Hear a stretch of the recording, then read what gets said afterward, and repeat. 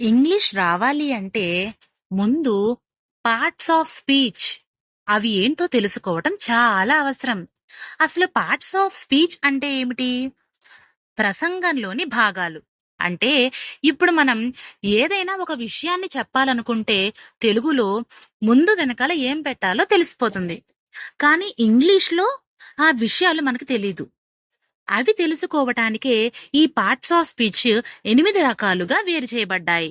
అయితే ఇందులో మొట్టమొదటిది నౌన్ అంటే నామవాచకము.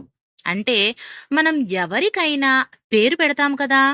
వాళ్ళు వ్యక్తులు కావచ్చు, పలు చోట్లు కావచ్చు, వస్తువులు కావచ్చు లేదా మన మనసులోని భావనలు కావచ్చు.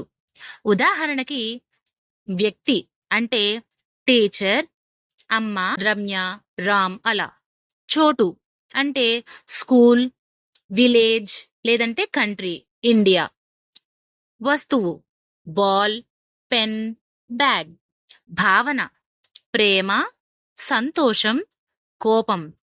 వీటిని నౌన్గా చెప్పబడుతుంది. మీరు ఏదైనా పేరు చెప్పగలిగితే అది నౌన్ అయ్యే అవకాశం ఖచ్చితంగా ఉంది.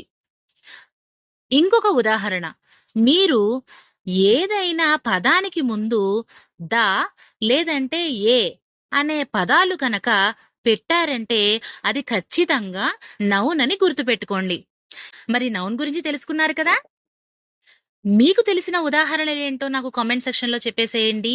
ఈ వీడియో గనుక నచ్చితే సబ్స్క్రైబ్ చేసి షేర్ చేయండి. నమస్తే. లైక్ చేయడం మర్చిపోకండి. బాయ్.